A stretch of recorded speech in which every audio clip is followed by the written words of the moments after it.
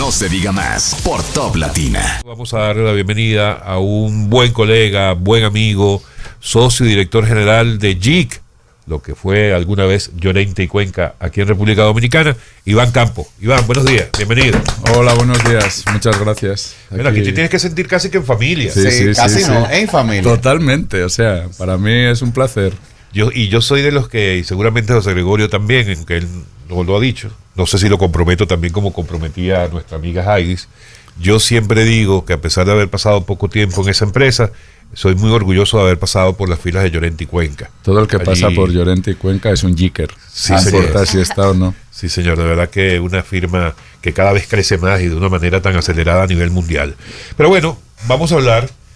Ustedes están permanente, para quienes no necesariamente conocen, JIC es una de las principales firmas de consultoría en comunicación, asuntos públicos, reputación, marketing. Pronto me imagino que hasta en publicidad entrará. Escucha digital. Hacemos ya, sí. Análisis, escucha digital. No, pero tampoco lleguen a eso. Nuestra gran empresa publicitaria, la principal publicitaria creativa en España, China. Mira, esa parte no la sabía. Sí. Bueno, pero vamos a quedarnos en la materia de reputación, sobre todo, que es uno de los temas principales de JIC, o de Llorente y Cuenca. Y ustedes recién se la pasan permanentemente evaluando, estudiando estos temas. Y hay un término que en los últimos tiempos ha tomado como una trascendencia mucho más relevante que en los tiempos anteriores, que es la polarización, en muchos sentidos. Eso pasa en el aspecto político, eso pasa en todos los aspectos. Ustedes recientemente tienen un estudio sobre eso. Cuéntanos del impacto que está teniendo la polarización en la sociedad. ¿Tiene que ver exclusivamente con un tema de ideología, de política, o va mucho más allá de eso? Bueno, lo que hemos hecho en esta ocasión, anteriormente hicimos un estudio de data conversacional, que es uno de los principales focos que movemos este tipo de investigación para preparar estrategias de cómo poder comportarse o cómo poder posicionarse, incluso protegerse o proteger la reputación, especialmente de una empresa.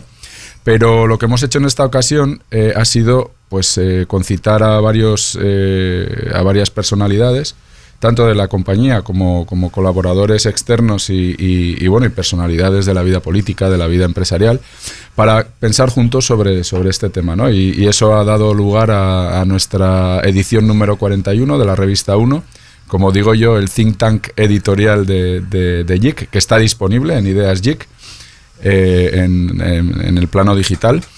Y ahí lo que hemos tratado es de pensar juntos en cuál es la realidad de ese fenómeno, de la polarización. Tú preguntas cuál es el alcance, y la polarización casi siempre ha estado vinculada con un tema político. Es decir, la polarización de un partido contra otro, de una ideología política contra otro.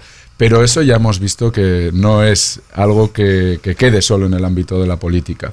Se ha visto que la sociedad está polarizada o polarizando en aspectos como la ideología cultural, la educación, la salud. Lo vivimos en la pandemia, los pro vacunas, los antivacunas, todo el tema de género y todo lo que está pasando, que en Estados Unidos se ha convertido en uno de los grandes temas incluso de campaña, llamado alrededor de lo que se llama DEI, desigualdad, equidad e inclusión.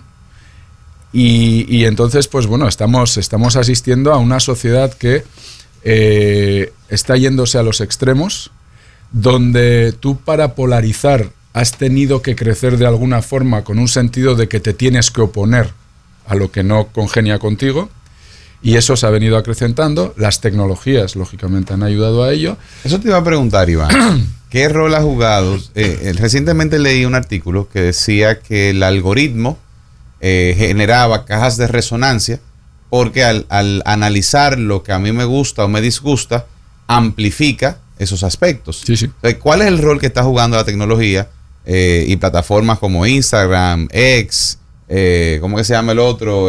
TikTok y todo lo demás, Twitter, en profundizar ese sentimiento de polarización? Antes de que tuviéramos todos estos avances incluso antes de ser una sociedad moderna y tal, si tú recuerdas, la gente se agrupaba como en tribus. Exacto. Es decir, este es como Ahora son tribus mi grupo, digitales.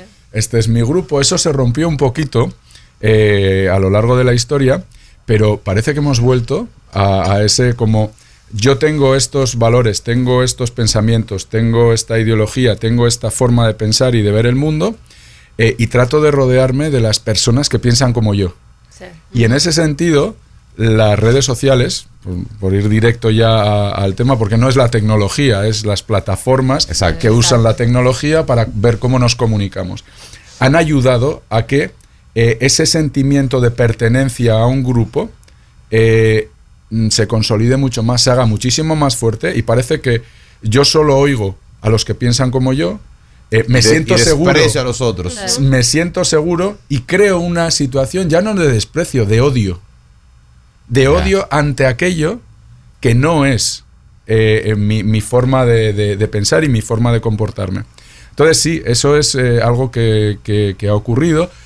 La programación o cómo funcionan las tecnologías, ahí sí que te lleva, porque cualquiera ve, o sea, al final tú estás en X, que es posiblemente la plataforma de polarización que existe. Claro. Están surgiendo otras. He visto que frente a X, después de lo de los Estados Unidos, las elecciones de los Estados Unidos, la Bueno, hay The implicación Threads, que de la de Meta. de Meta, pero ha surgido una que se llama Blue Sky. Hay que prestarle atención, está muy interesante. Blue Se llama Sky. Blue Sky. Blue Sky. Blue Sky, como cielo azul. Porque también estaba la que creó el grupo de Trump, que se llama Claro, Bueno, esa ya no. después que lo sacaron. Sí. Sí, pero ya bueno. Getter se Sí. llama. Sí. Entonces, cuando tú haces uso de ese tipo de redes, tú lo que te vas dando cuenta es de que salen contenidos para ti. Exacto. Es decir, que ya hay una lectura, por decirlo, un análisis tecnológico de tu comportamiento, de qué tipo de contenidos estás consumiendo, cómo te expresas incluso tú dentro de cuando tú interaccionas dentro de esa red, y entonces te va llevando a contenidos que se supone que van a gustarte, van a atraerte y con los que tú te vas a sentir bien. Y entonces luego están ya, yo quiero ver contenido de otras personas a las que sigo, pero hay una tendencia a que nos están dando a consumir aquello con lo que entienden que más nos interesa. Pero ¿qué tan real es eso?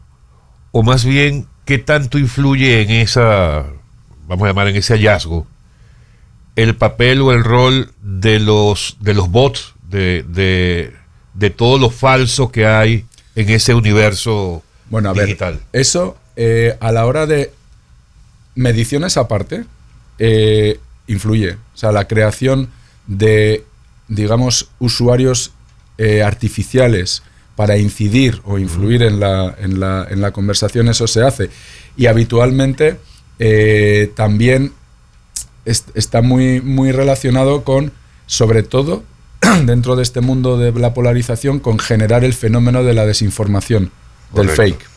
Entonces, es cierto, eso existe.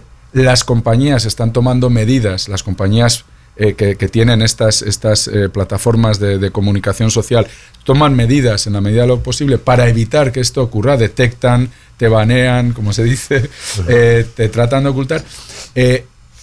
Pero luego yo creo que es el punto de el análisis de esa conversación. Cómo tú logras saber realmente cuál es la naturaleza, cuál es el comportamiento de los usuarios en una conversación para ver cómo los puedes clasificar, con tecnologías de inteligencia artificial, que es lo que hacemos nosotros para eliminar eso. Es decir, hoy en día la tecnología te permite sacar de tus análisis y de tus estudios, para tener la mayor certidumbre de data, te permite dejar fuera esos bots. O sea, cada vez es más difícil que eso pueda pasar. Pero sí, o sea, hay gente que basa campañas de posicionamiento estratégico en la creación de los llamados activistas artificiales, que los detectas muy rápido de todas formas. Sí.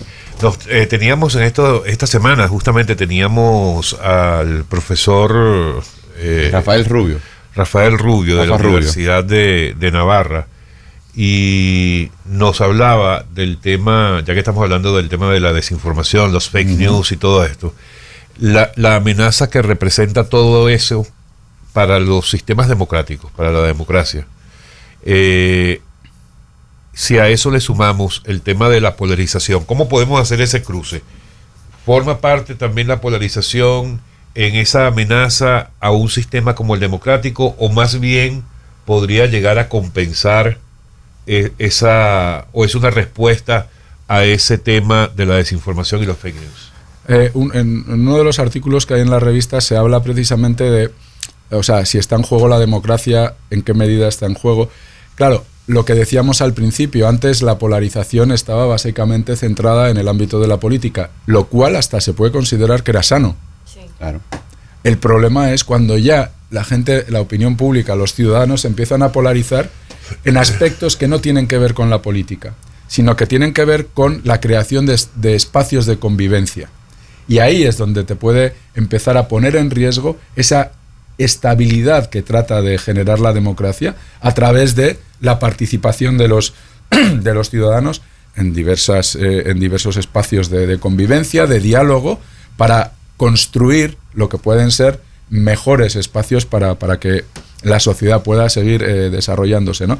Ahí es donde creo que entra en juego o entra en relación el futuro de la democracia y el avance de la polarización en el comportamiento de la sociedad. Tú sabes que me llamó la atención, Iván.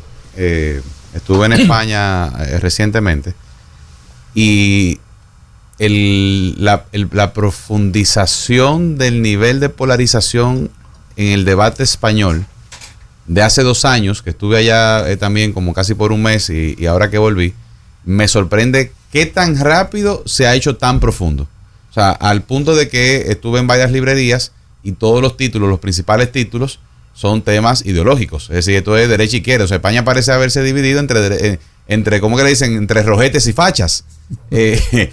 ¿A qué tú entiendes que se debe eso? Si lo pudieron analizar, que una sociedad tan avanzada esté en una situación como esa. Mira, te digo que viene por ahí un nuevo informe que estamos preparando precisamente ya sobre...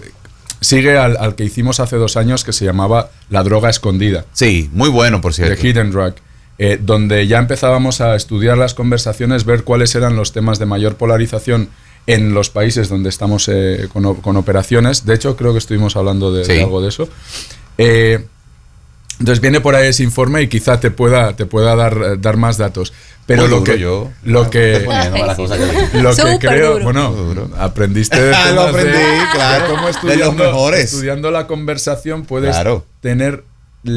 puedes establecer patrones de predicción. Así es. Para poder determinar hacia dónde van, cómo aceleran las conversaciones y cuáles van a ser las que van a marcar la tendencia, ¿no? Así es. Eso, así es. Bueno, eso pues lo hacemos desde inteligencia de data nosotros. Lo esperamos con ansia porque definitivamente que me sorprendió. Sí, pero yo creo que también tiene que ver mucho, o sea, indudablemente, con acontecimientos que ocurren, hitos que se desarrollan dentro de la sociedad y el manejo que se hace de ellos, ¿no? Pero sí, hay una tendencia, bueno, y lo estamos viviendo, o sea, sobre todo hay una tendencia desde el lado de la ultraderecha, por decirlo, hablando de temas políticos, el crecimiento que ha tenido en el posicionamiento la ultraderecha en la Unión Europea. Estados Unidos no es menos, o sea, claro, porque es una lo que ha pasado en estas elecciones tiene mucho que ver con eso, es decir, lo que está pasando en América Latina también. Entonces, eso yo creo que ha sido un factor de aceleración de esos niveles de profundización de polarización.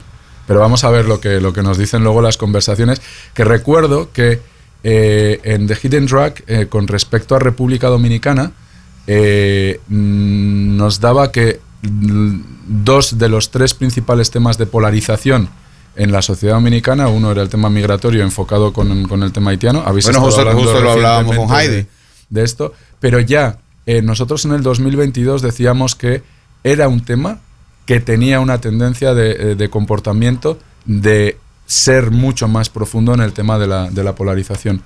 Es decir, ya sabíamos, y lo hacíamos sobre todo pensando en las empresas, nuestros clientes, donde ya hay gente o relacionadores, o stakeholders, por llamarlo de alguna forma, empresas o personas relacionadas con clientes que tenemos en Dominicana, que cada vez les preguntan más qué está pasando con Haití, qué está pasando en Dominicana vinculado con el tema haitiano, Claro. y si está en riesgo el negocio que tenemos juntos. Claro, claro. Es decir, esto ya está empezando a estar en la esfera internacional, es decir, ver En el radar de los inversores. el riesgo, y esto lo hablamos también, era uno de los riesgos que detectamos a principios de este año, en el informe que preparamos de cuáles eran los principales riesgos país para el entorno de los negocios, y ese era uno de los principales. Entonces, ese es uno de los temas que está generando unos niveles de enfrentamiento conversacional dentro de la sociedad dominicana, y el otro, el de género, el tema de las 3 causales. Entonces son dos de los temas que en el año 2022 en nuestro informe salían, o sea, eran de los destacados. Veremos a ver qué es lo que ocurre. Obviamente el tema de la migración, vinculado sobre todo con el tema haitiano, va a ser uno de los que seguramente aparecerá en esa conversación. Iván, recordemos a dónde deben entrar para conseguir el número de la revista 1 o cualquier información sobre JIC. Sí, pues pueden entrar en este caso, ideas JIC, LLYC.global. No es .com, .global. Y si no, pueden entrar a JIC.global y ahí van a acceder. Hay una ventanita arriba, una sección que dice ideas. Y ahí entra todo el contenido que nosotros semanalmente, o sea, somos una empresa que no solo trabajamos para los clientes sobre el terreno, como decimos, marcándoles estrategias, aplicando tácticas, realizando estudios y creándoles campañas publicitarias también. Sí, ya nos enteramos hoy. Sí, no, el crecimiento de JIC a nivel mundial ha sido no solo en operaciones, lo que hemos hecho este año en diversificación. En Estados Unidos, a través de la compra de una empresa llamada Lambert. La verdad que hemos crecido muchísimo en nuestra capacidad de trabajo en los temas de consultoría en Estados Unidos, pero también en el ámbito del marketing hemos avanzado mucho también como compañía. Entonces pueden entrar a llyc.global y ahí pueden encontrar todo, incluido el último número de nuestra revista. Excelente, Iván, muchas gracias. Lamentablemente el tiempo siempre es corto, pero muchas gracias por compartir esto. Ya saben, amigos, ideas JIC. No se diga más por Top Latina.